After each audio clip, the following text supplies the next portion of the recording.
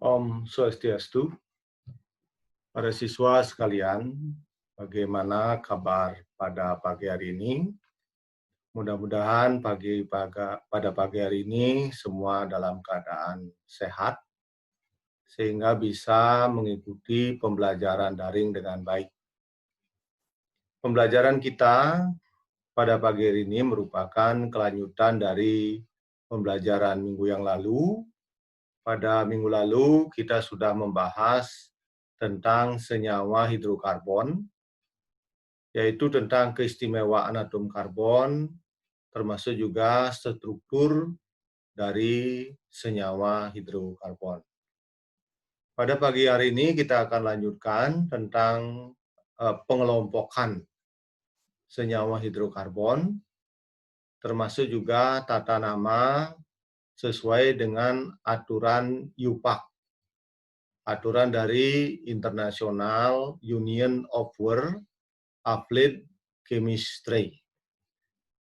Untuk lebih jelasnya, bisa kalian perhatikan slide berikut ini.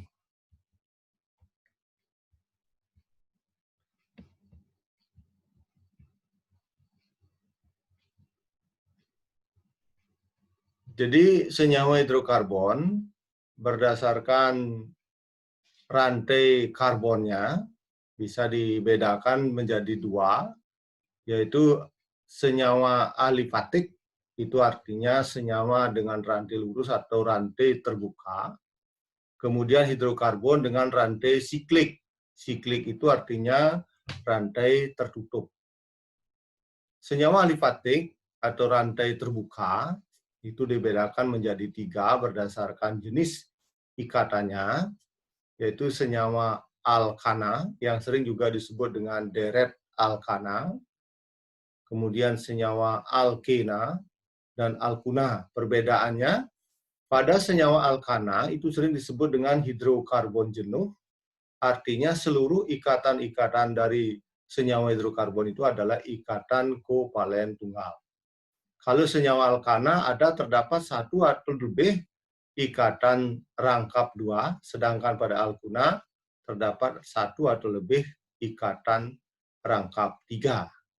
Sedangkan yang kita bahas pada pertemuan kali ini, atau materi yang diajarkan di kelas 11 ini, itu baru dibatasi pada senyawa alifatik saja. Sedangkan senyawa siklik, aromatik, dan alisiklik itu nanti dipelajari di kelas 12. Yang pertama adalah senyawa alkana. Alkana ini sering juga disebut dengan deret minyak bumi. Karena kalau minyak bumi yang hasil tambang itu menjadi hasil cracking, akan menjadi beberapa komponen minyak bumi, misalnya gas LPG, kemudian ada juga bensin, ada minyak tanah, ada solar, itu merupakan fraksi-fraksi minyak bumi yang ditentukan berdasarkan panjang ikatan dari rantai karbonnya. Nah, ini deret alkana. Alkana itu secara umum diberikan rumus umum, itu adalah CnH2n plus 2. Kalau N-nya 1 atau C-nya 1, maka H-nya 2 kali 1 ditambah 2 berarti CH-nya 4. Kalau C-nya 2, N-nya itu 2, berarti H-nya 2 kali 2 berarti 4 ditambah 2, H-nya 6. Jadi C2H6, C3H8, C4H10, dan seterusnya. Kemudian diberi nama sesuai dengan panjang rantai karbonnya, mulai dari metana, etana, propana, butana, pentana, heksana, heptana, oktana, nonana, dan dekana. Di Bapak ulangi, dari metana, etana, propana, butana, pentana, heksana, heptana, oktana, dan nonana, dan dekana. Nanti Bapak harapkan kalian hafalkan seluruh dari nama-nama dari C1 sampai C10, termasuk juga rumus molekulnya. Ini sebagai dasar kita nanti menentukan tata nama senyawa alkana berdasarkan strukturnya atau rantai karbonnya. Kalau kita gambarkan struktur senyawa alkana seperti kalian sudah tuliskan minggu yang lalu, untuk CH4 berarti atom C dikelilingi oleh 4 atom H yang semuanya berikatan kovalen. Kemudian kalau CH2, C2H6 berarti antara atom C itu ada ikatan kovalen tunggal, kemudian C yang sebelah kiri dikelilingi oleh 3 atom H yang juga berikatan kovalen, demikian juga di sebelah kanannya 3 atom H berikatan kovalen. Demikian juga yang lain, C3H8, C4H10, C5H12, C6H14, dan seterusnya. Ini mungkin kalian sudah bisa menuliskan bagaimana strukturnya. Jadi strukturnya itu merupakan rantai karbon terbuka, sehingga senyawa alkana ini sering disebut dengan senyawa alipatik. Jadi rantai lurus atau rantai terbuka. Nah, bagaimana tentang tata nama senyawa alkana sesuai dengan strukturnya? Bisa kalian perhatikan aturan tata nama senyawa alkana berdasarkan aturan IUPAC. Ini kalau kita anggap kehidupan sehari-hari, nama ini penting sekali, karena nama ini merupakan identitas dari seseorang. Kalau dalam kehidupan sehari orang diberikan nama, tentu nama sangat penting. Artinya kata yang paling indah diucapkan itu adalah namanya. Maka dalam senyawa juga demikian, berbeda namanya berarti strukturnya berbeda. Jadi struktur berbeda nanti akan diberikan nama yang berbeda. Di bagaimana aturan tata namanya, ini diperhatikan, poin-poin nanti bisa juga kalian padukan dengan ada yang di buku, baik di buku paket maupun di buku LKS. Ini secara umum yang pertama, rantai paling panjang adalah rantai pokoknya. Jadi kita tentukan dulu rantai karbon yang paling panjang dari struktur senyawa hidrokarbon atau senyawa alkana. Kemudian rantai pokok itu diberi nomor dari ujung yang paling dekat dengan cabang. Jadi rantai pokok dari ujung ke ujung itu diberikan nomor. Penomoran dimulai dari ujung yang paling dekat dengan cabang. Kemudian cabang merupakan gugus alkil. Gugus alkil itu artinya gugus alkana yang kehilangan satu atom H. Jadi misalnya gugus alkil kalau C1, CH3 rumusnya. Kalau C-nya 2, C2H5 rumusnya. Ini ada C-nya CH3, CH2, C2H5. Kalau C-nya 3 berarti C-nya 3, H-nya 7. Ini namanya diberi akhiran il. Alkil itu beri akhiran il. Mulai dari metil, etil, propil, butil, dan seterusnya. Jadi ini merupakan nama dari alkana, tetapi diberi akhiran il. Mulai dari metil, etil, propil, ini adalah nama cabangnya. Jadi kalau ada rantai karbon yang bercabang, ini adalah nama-nama cabangnya. Dari metil, etil, propil, butil, dan seterusnya.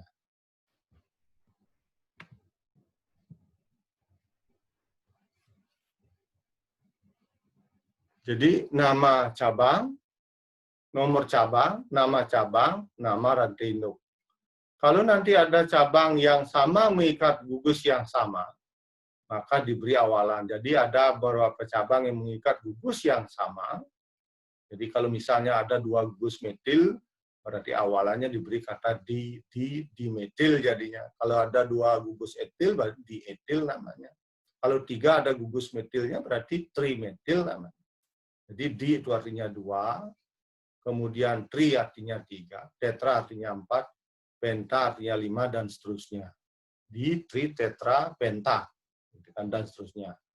Urutan cabang sesuai dengan abjad. Kalau ada 2 cabang yang dengan gugus yang berbeda, misalnya gugus metil dan gugus etil, yang disebutkan terlebih dahulu adalah sesuai dengan abjad.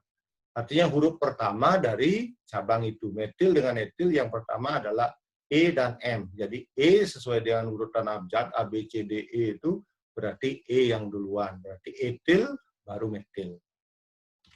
Sebagai contohnya, ini kalau kalian lihat contohnya, ini adalah kalau rumus molekulnya C4H10. C4H10.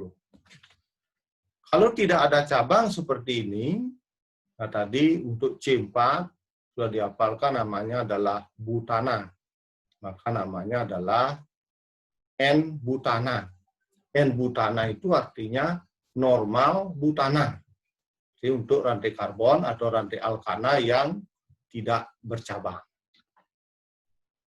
Kemudian ini adalah contoh yang bercabang. Nah, ini coba kalian perhatikan.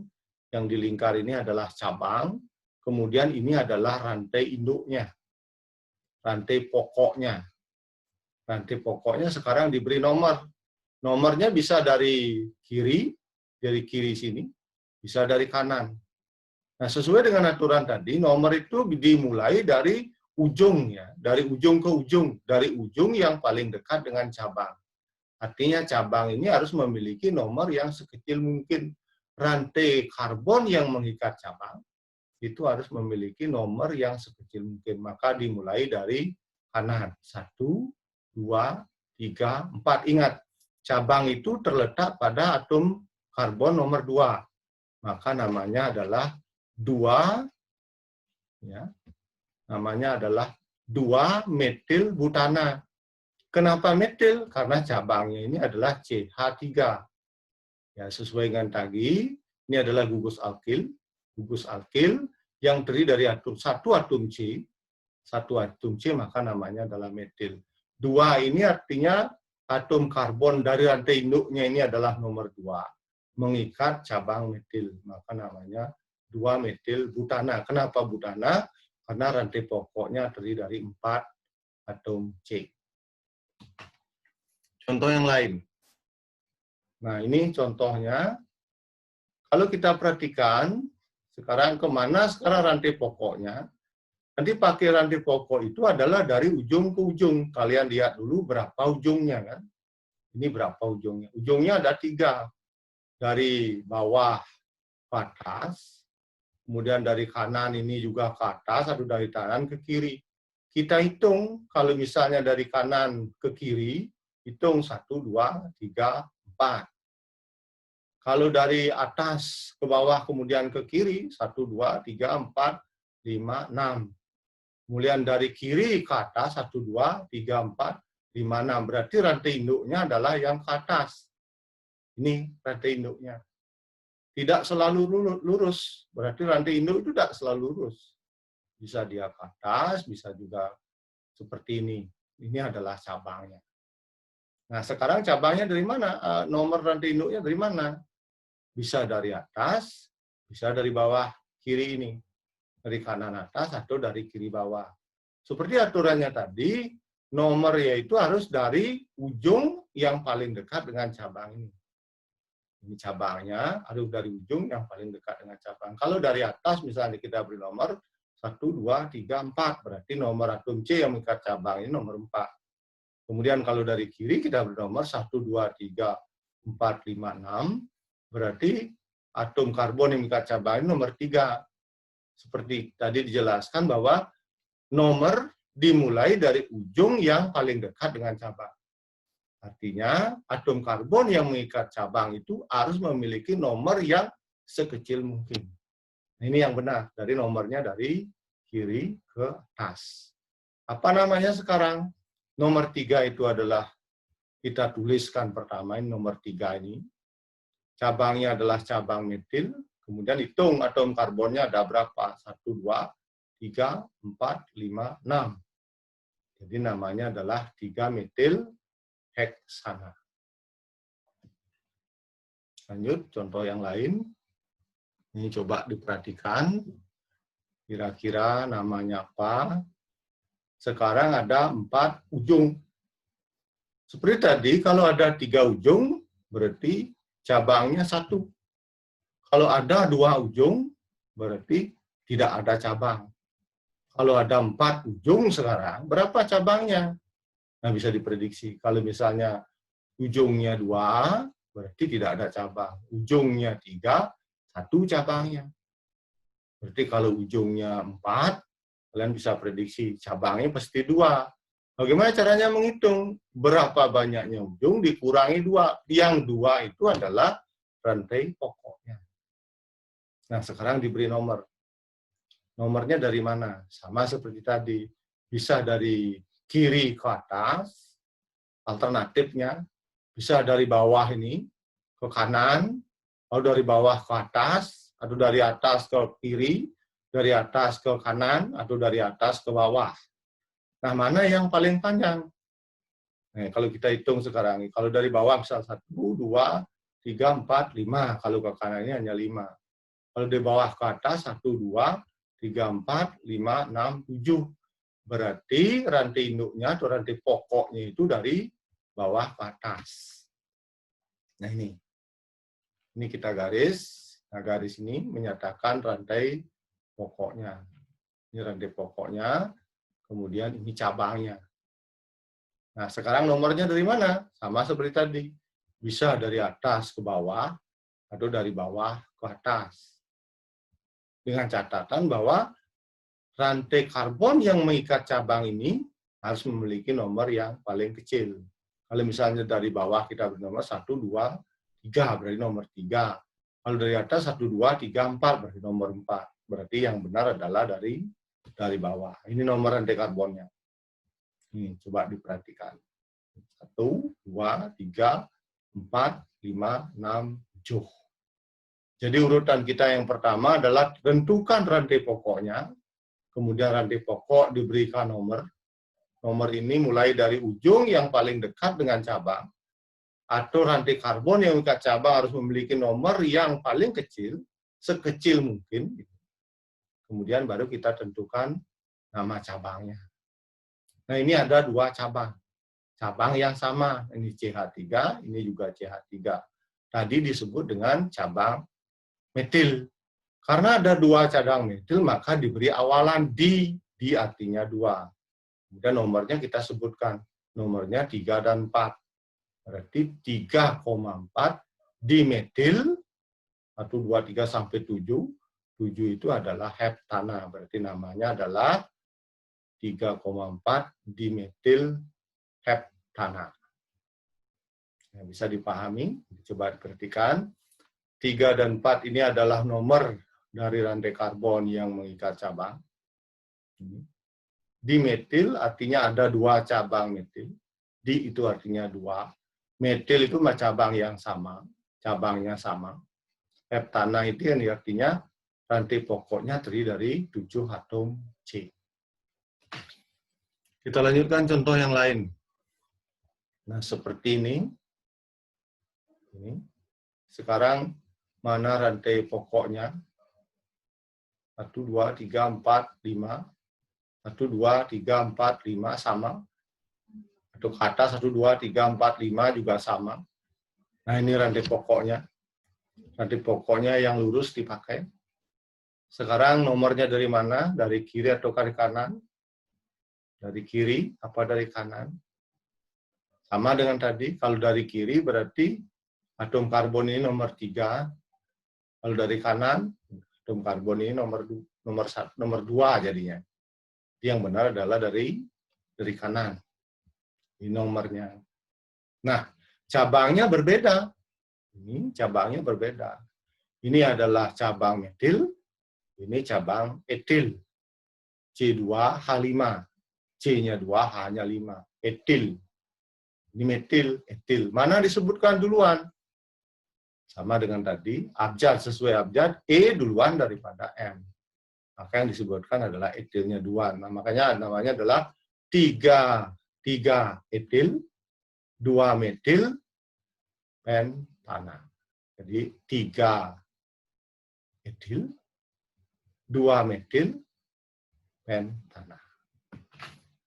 Bisa diperhatikan, yang ada 3 etil, 2 metil, pentana. Sudah bisa dipahami kira-kira?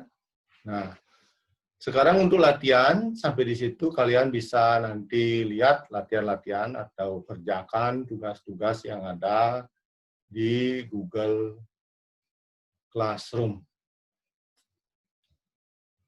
Jadi, Bapak harap video pembelajaran ini nanti bisa diputar lebih dari 1 kali, sehingga bisa dipahami dengan baik, sehingga bisa dikerjakan latihan-latihan pada Google Classroom. Latihan itu terdiri dari 2 tipe. Yang pertama adalah kalian menuliskan nama senyawa, seperti tadi, berdasarkan strukturnya.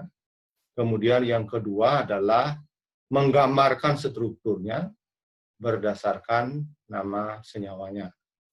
Demikianlah video pembelajaran yang disajikan pada saat ini. Selamat belajar. Om Santi Santi Santi Om.